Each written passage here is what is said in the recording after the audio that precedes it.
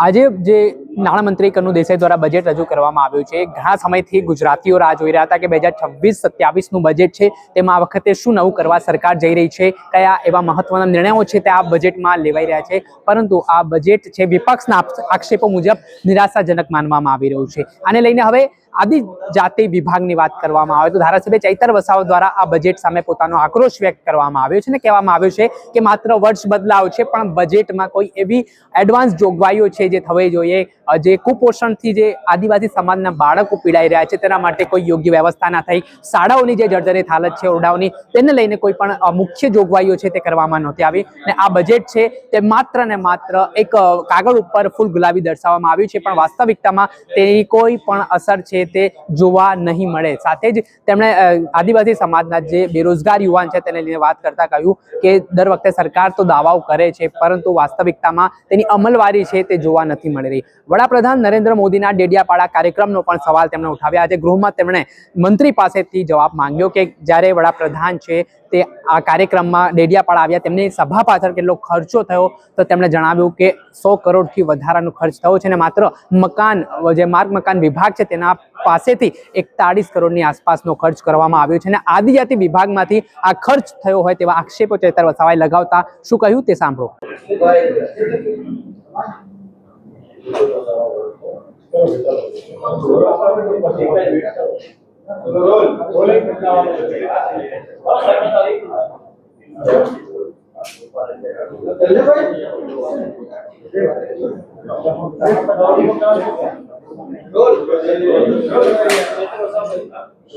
આજે ગુજરાત વિધાનસભામાં ગુજરાત સરકારના મંત્રી કનુભાઈ દેસાઈએ જે 26-27 નાણાકીય વર્ષનું બજેટ રજૂ કર્યું છે ત્યારે પ્રાથમિક તબક્કે અમને ઘણી અપેક્ષાઓ હતી.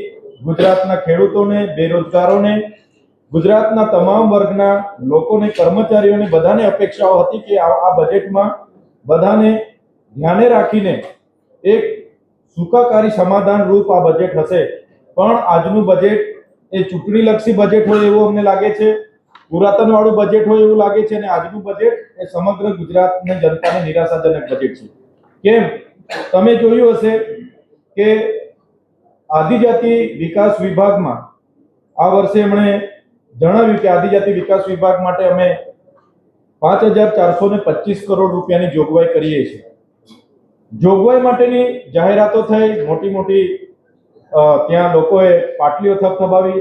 પણ સાથીઓ, ગયા વર્ષનું આદિજાતિનું બજેટ તમે જોશો, આજના જ 11 નંબરના પ્રશ્નમાં એમણે જવાબ આપ્યો છે કે 24-25માં આદિજાતિ વિકાસ વિભાગ માટે 4373 કરોડની બજેટમાં જોગવાઈ હતી અને એની સામે માત્ર ને માત્ર વપરાયેલી રકમ 3373 કરોડ અને બીજું બજેટ બચત છે. જ પ્રમાણે 25-26માં 5120 કરોડની જોગવાઈ હતી અને એની સામે વપરાયેલી રકમ માત્ર 2410 કરોડ. બજેટના આંકડા મોટા બતાવવામાં આવે છે, મીડિયામાં હાઇલાઇટ થઈ જવાય છે, શાબાશી લઈ લેવાય છે, અભિનંદન લઈ લેવાય છે, પણ એ બજેટ આદિવાસીઓના વિકાસ માટે વપરાતું નથી અને પાર્ક કરી દેવામાં આવે છે અને બીજા સદરોમાં ફેરવીને હેતુફેર કરીને એનો ઉપયોગ થાય છે. સાથીઓ, આજે તમે એ જ પ્રકારે શિક્ષણની બજેટની વાત કરી પણ એમાં શિક્ષણના જે ઓરડાઓ નથી એને કઈ રીતના બનાવવામાં આવશે, આજે શિક્ષકોની ઘટ છે એની ભરતી કઈ રીતના કરવામાં આવશે એની કોઈ પણ જગ્યાએ જોગવાઈ કરવામાં આવી નથી. આરોગ્યમાં 25,403 કરોડ રૂપિયાની જોગવાઈ કરવામાં આવી પણ આરોગ્યમાં આદિવાસી વિસ્તારોમાં આજે પણ સબવાહિનીઓ નથી, સીટી સ્કેન નથી, એક્સરેના મશીનો નથી, સોનોગ્રાફી નથી. એવા સાધનોની વ્યવસ્થા કરવા માટે કે ત્યાં સ્ટાફની વ્યવસ્થા કરવા માટેની કોઈ પણ જગ્યાએ સ્પષ્ટ પ્રાવધાન કરવામાં આવ્યા નથી. આજે તમે જોયું હશે, ગઈકાલે કુપોષણ બાબતનો મારો પ્રશ્ન હતો. આદિવાસી વિસ્તારોમાં 1 લાખથી પણ વધારે બાળકો કુપોષણથી પીડાય છે. ત્યારે મહિલા અને બાળ વિકાસ વિભાગમાં 7690 કરોડના બજેટની જોગવાઈ એમણે કરી છે પણ કુપોષણને કઈ રીતના દૂર કરવા એ બાબતને લઈને કોઈ પણ જોગવાઈ નથી. પૂરક પોષણ યોજનાના નામે માત્ર 972 કરોડની એમણે વાત કરી છે. સાથીઓ, ગુજરાત પેટર્નમાં ગત વર્ષે 1000 થી પણ વધારે કરોડ રૂપિયાની જોગવાઈ કરવામાં આવી હતી કે આદિવાસીઓના સર્વાંગી વિકાસ માટેની જે ગુજરાત પેટર્ન યોજના છે 1000 થી પણ વધારે ગ્રાન્ટની ફાળવણી હતી, એને ઘટાડીને ચાલુ નાણાકીય વર્ષમાં માત્ર 200 કરોડ રૂપિયા કરવામાં આવી છે.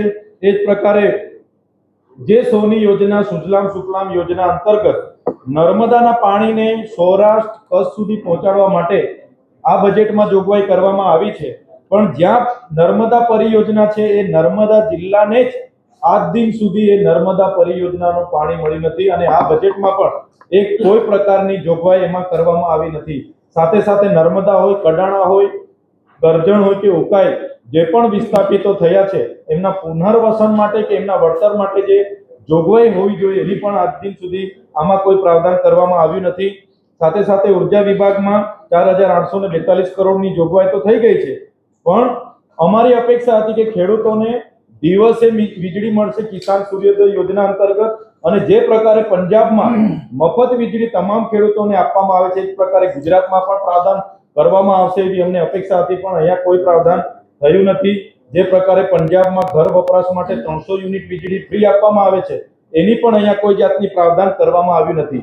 માન્ય વડાપ્રધાન શ્રી 15મી નવેમ્બરે ડેડિયાપાડા ખાતે જનજાતીય ગૌરવ દિવસની ઉજવણીમાં આવ્યા હતા, ત્યારે વડાપ્રધાન શ્રીએ કીધું કે આવનારા 5 વર્ષમાં 2 લાખ કરોડ રૂપિયાનું પ્રાવધાન અમે આદિજાતિ સમાજ માટે કરીએ છીએ. એમણે જાહેરાતો કરી અને જાહેરાતો કરી દીધી, પણ આ બજેટમાં આદિજાતિ વિકાસ વિભાગને માત્ર ને માત્ર તમને કીધું એમ 5425 કરોડ રૂપિયા જ મળ્યા છે. એમાં પણ તમામ યોજનાઓમાં એનજીઓ, એમના કોન્ટ્રાક્ટરો અને કેટલાક અધિકારીઓ લોકોને શું જોઈએ છે એની જગ્યાએ પોતાના ઘરે કેટલી ગ્રાન્ટ સગે વગે થાય એ પ્રકારના તમામ યોજનાઓમાં મંજૂર થઈ છે. આવાસ યોજનાઓમાં અમને હતું કે શહેરી યોજનાઓની જેમ 3,50,000 ગ્રામ્યમાં પણ મળશે, એના પણ કોઈ પ્રાવધાન થયા નથી. અમને હતું કે આદિજાતિ વિદ્યાર્થીઓને ઉચ્ચ ભણવા માટે બીજી જગ્યાએ જવા માટે ટ્રાન્સપોર્ટેશનની વ્યવસ્થાઓ નથી, તો અમને હતું કે એની વ્યવસ્થા ના થાય ત્યાં સુધી એક્ટિવા આપણા વિદ્યાર્થીઓને આપવામાં આવશે, એનું પ્રાવધાન હશે, એનું પણ ક્યાંય જોગવાઈ નથી. સાથે સાથે શિક્ષિત બેરોજગારોને ગુજરાતમાં બેરોજગારી ભથ્થું આપવામાં આવશે એવી અમને અપેક્ષા હતી, એનું પણ કોઈ જગ્યાએ એમનું પણ ઉલ્લેખ કરવામાં આવ્યો નથી. અમને અપેક્ષાઓ હતી ખેડૂતોને જે પ્રકારે પાક નુકસાનીના વળતરો આપવામાં આવ્યા છે એ જ પ્રકારે ભાગ્ય લોકો જેમણે સૌરાષ્ટ્ર હોય કે તમામ ગુજરાતના વિસ્તારોમાં ભાગમાં ખેતી કરી છે એ શ્રમિકોને પણ એમનું વળતર આપવામાં આવશે એની અપેક્ષા લઈને અમે બેઠા હતા. એવી પણ કોઈ પણ જગ્યાએ જાહેરાત કરવામાં આવી નથી. ત્યારે સાથીઓ, એ શિક્ષણ હોય, આરોગ્ય હોય, મહિલા બાળ વિકાસ હોય, માર્ગ મકાન વિભાગ હોય કે શહેરી વિકાસ હોય, ગ્રામ પંચાયતના ગ્રામ ગૃહ નિર્માણ હોય કે મનરેગા યોજના હોય, પાણી પુરવઠા હોય કે નર્મદા કલ્પસર વિભાગની યોજના હોય, જે પ્રકારે એમના અધિકારીઓ, એમની એનજીઓ, કોન્ટ્રાક્ટરોને ફાયદા થાય એ પ્રકારનું જ આ બજેટ છે. અને આ બજેટમાં ક્યાંય પણ વ્યક્તિગત રીતે લોકોને સીધી અસર કરે, લોકોને આનો ફાયદો થાય એવા ક્યાંય અમને દેખાતું નથી. માત્ર ને માત્ર આંકડાઓની ભરમાર બનાવીને આ બજેટ તૈયાર કરવામાં આવ્યું છે એવું અમે અને અમારી આમ આદમી પાર્ટીના તમામ ધારાસભ્ય આની ટીકા કરીએ છીએ, ટિપ્પણી કરીએ છીએ. એ આજના બજેટમાં અમારી રજૂઆત હતી. સાથે આજે જે ગૃહમાં, સન્માનીય ગૃહમાં અમારે તારાંકિત પ્રશ્નો હતા, એમાં 11મા નંબરનો અમારો પ્રશ્ન હતો કે આદિજાતિ વિભાગ માટે સરકારશ્રી દ્વારા કેટલી નાણાકીય જોગવાઈ કરવામાં આવી છે. તો તમને આગળ કીધું એમ જોગવાઈ કરવામાં આવી રહી છે, પણ એક ગ્રાન્ટ વણ વપરાયેલી આજે પણ પડેલી છે અને જોગવાઈ કર્યા બાદ 25% જેટલી ગ્રાન્ટ કાપી નાખવામાં આવે છે. સરકાર એક બાજુ આદિવાસીઓના વિકાસ માટે મોટી મોટી વાતો કરે છે, ત્યાં વિકાસ મહોત્સવ મનાવે છે, અમૃત મહોત્સવ મનાવે છે, ત્યાં ગૌરવ યાત્રાઓ મનાવે છે, અને આદિવાસીઓ માટે એમની વસ્તી પ્રમાણે આજે આમાં ગ્રાન્ટ નથી. ગુજરાતમાં એસટી હોય, એસસી હોય, ઓબીસી હોય કે માઇનોરિટી હોય, જે પણ 85% વસ્તી છે એને હિસ્સેદારીમાં આ બજેટમાં કઈ વિશેષ જોગવાઈ નથી. સાથીઓ, એક પ્રકારે બીજો એક પ્રશ્ન હતો કે ગયા વર્ષે અમે પોસ્ટ મેટ્રિક શિષ્યવૃત્તિ જે ઉચ્ચ અભ્યાસ કરતા આદિજાતિ વિદ્યાર્થીઓને મળવા પાત્ર છે એના માટે ખૂબ લાંબી લડત લડી હતી અને સરકારે એમાં 755 કરોડની મંજૂરી આપી, પણ એમાં મેનેજમેન્ટ કોટા અને વેકેન્ટ કોટામાં અભ્યાસ કરતા 50% વિદ્યાર્થીઓને એ શિષ્યવૃત્તિમાં સમાવેશ નહીં કરાય એવી એમણે સ્પષ્ટ આજે સન્માન્ય ગૃહમાં માહિતી અમને આપી છે. ત્યારે 60,000 થી પણ વધારે વિદ્યાર્થીઓને આ ચાલુ વર્ષમાં એની અસર થશે એની અમને ભીતિ છે.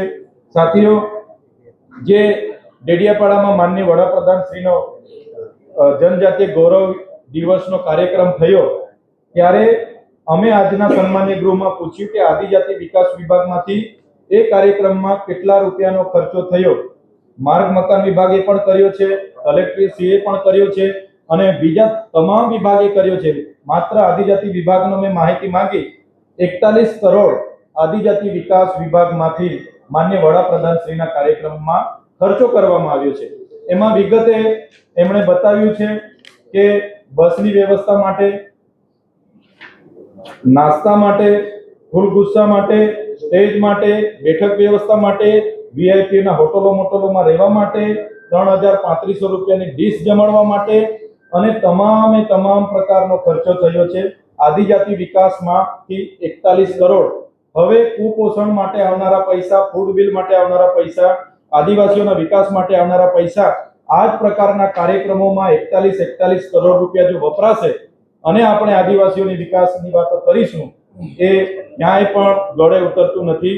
એક બાજુ આદિવાસી બાળકો કુપોષણથી પીડાય છે, ત્યાં આંગણવાડી નથી, શાળા નથી, ત્યાં કનેક્ટિવિટી નથી, રસ્તા નથી, આરોગ્યના સાધનો નથી અને એ ગ્રાન્ટનો ઉપયોગ આમના કાર્યક્રમોમાં દિવાળી કરવા માટે થતા હોય એનો પણ અમે સખત વિરોધ કરીએ છીએ.